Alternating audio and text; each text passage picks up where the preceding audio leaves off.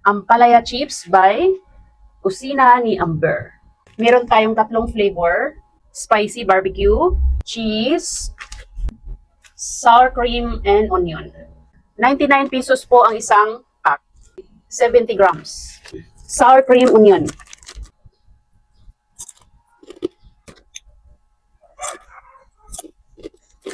Crispy, masarap.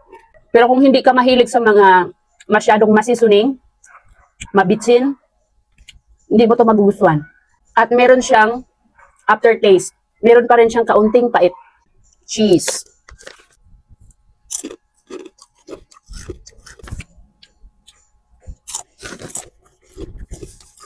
Dito sa cheese flavor, kung hindi mo alam na ampalaya, hindi mo malalaman sa cheese flavor.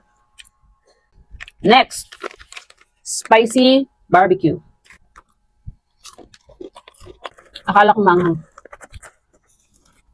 Very mild. So, para sa akin, nangingibabaw na yung mga added flavoring. Wala na yung ampalaya. Masarap, pero hindi na siya healthy.